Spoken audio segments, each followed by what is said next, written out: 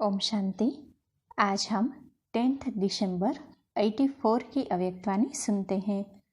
आज की वाणी का सार है पुराने खाते की समाप्ति की निशानी। कमल पुष्प समान बनाने वाले बाप दादा बोले, आज बाप दादा साकार तन का आधार ले साकार दुनिया में साकार रूपधारी बच्चों से मिलने के लिए आए हैं।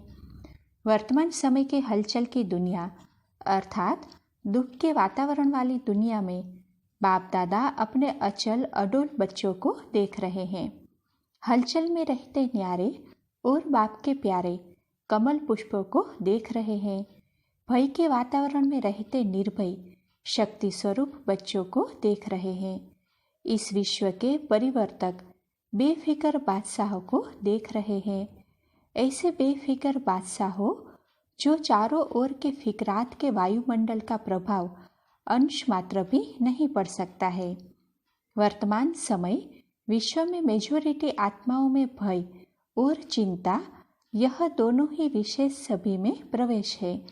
लेकिन जितने ही वह फिक्र में है, चिंता में है, उतने ही आप शुभ चिंतक हो। चिंता बदल शुभ चिंतक के भावना स्वरूप बन गए हो। भयभीत के बजाय सुख के गीत गा रहे हो। इतना परिवर्तन अनुभव करते हो ना। सदा शुभ चिंतक बन शुभ भावना शुभ कामना की मानसिक सेवा से भी सभी को सुख शांति के अंजलि देने वाले हो ना। अकाल मृत्यु वाली आत्माओं को अकाल मूर्त बन शांति और शक्ति का सहयोग देने वाले हो ना। क्योंकि वर्तमान समय सीजन ही अकाल मृत्यु की है। जैसे वायु का समुद्र का तूफान अचानक लगता है, ऐसे यह अकाल मृत्यु का भी तूफान अचानक और तेजी से एक साथ अनेकों को ले जाता है। यह अकाल मृत्यु का तूफान अभी तो शुरू हुआ है। विशेष भारत में सिविल वार और प्राकृतिक आपदाएं यही हर कल्प परिवर्तन के निमित्त बनते हैं। विदेश की रूपरेखा अलग प्रकार की है, लेकिन भारत में यही दोनों बातें विशेष निमित्त बनती है और दोनों की रिहर्सल देख रहे हो। दोनों ही साथ साथ अपना पाठ बजा रहे हैं। बच्चों ने पूछा कि एक ही समय इकट्ठा मृत्यु कैसे और क्यों होता, इसका कारण क्या है। यह तो जानते हो, अनुभव करते हो कि अब संपन्न होने का समय समीप आ रहा है। सभी आत्माओं का द्वापर युग या कलयुग से किए हुए विकर्मों का पापों का खाता जो भी रहा हुआ है, वह अभी पूरा ही समाप्त होना है।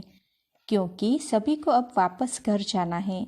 द्वापर से किए हुए कर्म व विकर्म दोनों का फल अगर एक जन्म में समाप्त नहीं होता, तो दूसरे जन्म में भी चुकतू का व प्राप्ति का हिसाब चलता आता है।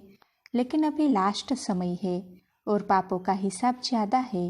इसलिए अब जल्दी जल्दी जन्म और जल्दी जल्दी मृत्यु, इस सजा द्वारा अनेक आत्माओं का पुराना खाता खत्म हो रहा है।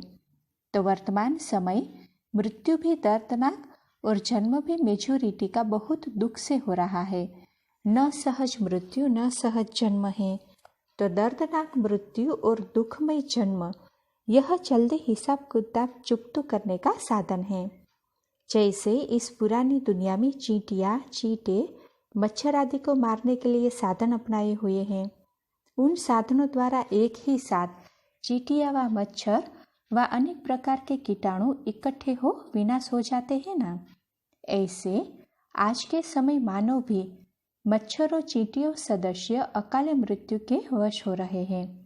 मानव और चींटियों में अंतर ही नहीं रहा है। यह सब हिसाब किताब और सदा के लिए समाप्त होने के कारण इकट्ठा अकाल मृत्यु का तूफान समय प्रति समय आ रहा है।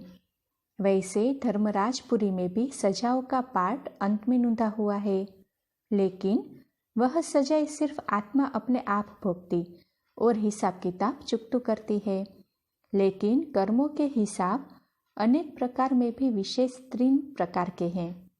एक है आत्मा को अपने आप भोगने वाले हिसाब, जैसे बीमारियां अपने आप ही आत्मा तन के रोगों द्वारा हिसाब चुकतू करती है। ऐसे और भी दिमाग कमजोर होना व किसी भी प्रकार की भूत प्रवेशता, ऐसे प्रकार की सजाओं द्वारा आत्मा स्वयं हिसाब किताब भुगती है। दूसरा हिसाब है संबंध संपर्क द्वारा दुख की प्राप्ति। यह तो समझ सकते हो ना कि कैसे है। और तीसरा है प्राकृतिक आपदाओं द्वारा हिसाब किताब चुक्त होना। तीनों प्रकार के आधार से हिसाब किताब चुक्त हो रहे हैं। तो धर्मराजपुरी में संबंध और संपर्क द्वारा हिसाब व प्राकृतिक आपदाओं द्वारा हिसाब किताब चुक्त तो नहीं होगा, वह यहाँ साकार सृष्टि में होगा। सारे पुराने खाते सभी के खत्म होने ही हैं। इसीलिए यह हिसाब किताब चुक्त की मशीनरी अब तीव्र गति से चलनी ही है। विश्व में यह सब होना ही है। समझा? यह है कर्मों की गति का हिसाब किताब। अब अपने आप को चेक करो कि मुझ ब्राह्मण आत्मा का तीव्र गति के तीव्र पुरुषार्थ द्वारा सब पुराने हिसाब किताब चुक्त हुए हैं व अभी भी कुछ बोझ रहा हुआ है।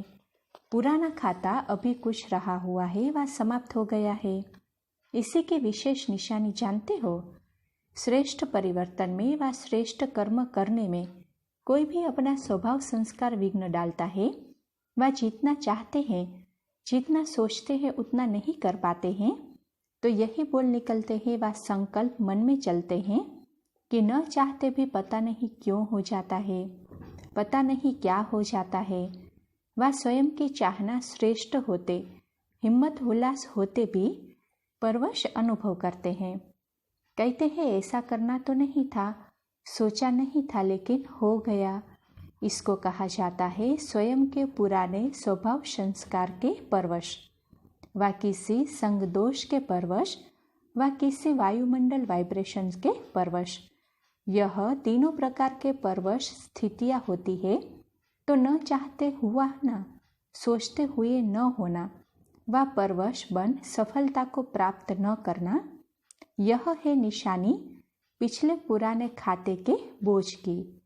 इन निशानियों द्वारा अपने आप को चेक करो। किसी भी प्रकार का बोझ उड़ती कला के अनुभव से नीचे तो नहीं ले आता। हिसाब चुकतो अर्थात हर प्राप्ति के अनुभवों में उड़ती कला। कब कब प्राप्ति है, कब है तो अब रहा हुआ है। तो इस विधि से अपने आप को चेक करो। दुखमय दुनिया में तो दुख की घटनाओं के पहाड़ फटने ही है। ऐसे समय पर सेफ्टी का साधन है ही बाप की छत्र छाया। छत्र छाया तो है ही ना। अच्छा, मिलन मेला मनाने सब आए हैं। यही मिलन मेला कितना भी दर्दनाक सीन हो, लेकिन मेला है तो यह खेल लगेगा, भयभीत नहीं होंगे। मिलन के गीत गाते रहेंगे, खुशी में नाचते रहेंगे, औरों को भी साहस का सहयोग देंगे। स्थूल नाचना नहीं, यह खुशी का नाचना है। मेला सदा मनाते रहते हो ना, रहते ही मिलन मेले में हो, फिर भी मधुबन के मेले में आए हो। बाप दादा भी ऐसे मेला मनाने वाले बच्चों को देख हर्षित होते हैं। मधुबन के श्रृंगार मधुबन में पहुंच गए हैं।